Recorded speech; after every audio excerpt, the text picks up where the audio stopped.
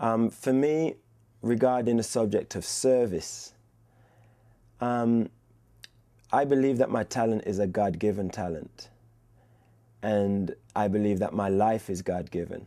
My personality is God-given. And my guidance is God-given. So I believe that in everything I do, I should really be giving thanks for that. And through my appreciation of the gifts I've received, I want to give back as a service to God. And the greatest way I can serve God is by serving his children who live on this planet. So, whereas probably when I was younger, I was in the music industry striving to achieve a career and recognition, I think in my more mature years now, I'm really striving to give something back and to make my music a service to people, a service of sharing love, positive vibes, upliftment. And through the things I've learnt and experienced spiritually, I try to sow those seeds through my music and not let my light shine so much that it would blind people, but just so that it might help them see the way a little more clearly. I think service is definitely the most rewarding thing that any human being can do. In giving, you receive so much satisfaction. And sometimes the true test is when your giving is not really received with gratitude, and you still walk away feeling as though you did the right thing.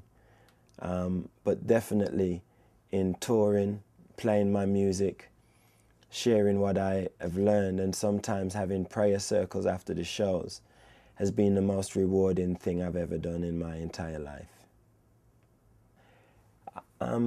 Regarding spiritual freedom, or as Christ would say, assurance, when I was studying various religions, one thing that nearly every single religion states to its followers is that this religion is the truth and the only truth. And unless you take this path, then you are not saved. You do not have salvation. And even certain Christian churches will tell you that unless you are a part of this particular denomination, separate from all the other hundreds of denominations, unless you're with this one denomination, then you do not have salvation. So someone who is a non-conformist, or who is not attached to an institution, or someone who is very young, is very worried because there is so many different religions to choose from. And just within the Christian kingdom, there are so many denominations, everyone claiming to be the only way, that a young person is faced with the dilemma of not joining any, of fear of joining the wrong one, joining the first one that comes along just to feel a part of something, or starting the long search that would probably take more than their lifetime to figure out which one could be the right one. What the Urantia book did for me, it made me understand that God is the God of all people, and that God's love for all of his children is unconditional. And unconditional love means that it doesn't matter what you do, what path you take, I love you. And in not only reading and learning this, but also in growing and experiencing the love of God, and also by being a parent myself and understanding that it doesn't matter what path my children take, I love them. I want them to do good, but whether they want to become whatever they want to become as an individual, I still love them, and they can still come to me and call me Dad. So I now understand through the Urantia book that, you know, religions are good for those who need them, but no religion is the only way. all religions, if they serve to help somebody grow spiritually, become more grounded and focused, then that is beautiful. But if a person has that spiritual yearning for truth, beauty, goodness, righteousness, and love, they can take whatever path they want to take and still be within the kingdom of God. In my mission of sharing spirituality, my main concern is that the individual hasn't given up. And my main motivation to every individual is to stay positive and not to lose their faith.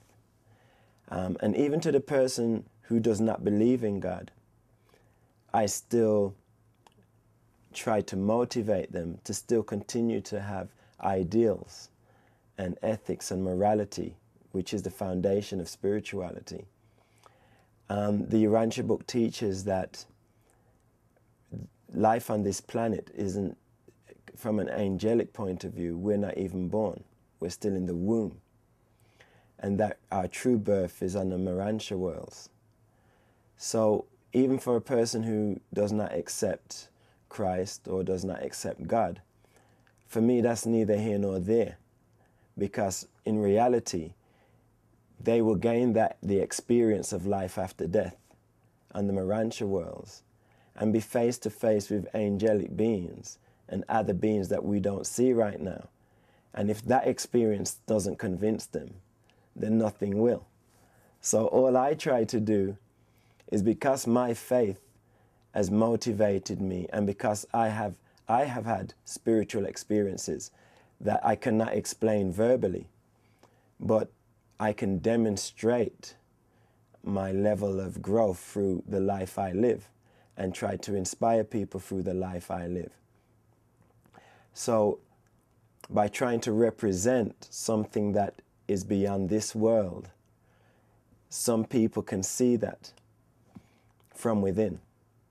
And the people who are more needing proof or evidence or logical approaches, then we can have those kind of discussions too. But really and truly, trying to prove to somebody that they should continue in their search for God is not a major part of my journey. I just want them to know that what you don't learn here, when I see you on the next side, we'll discuss it there.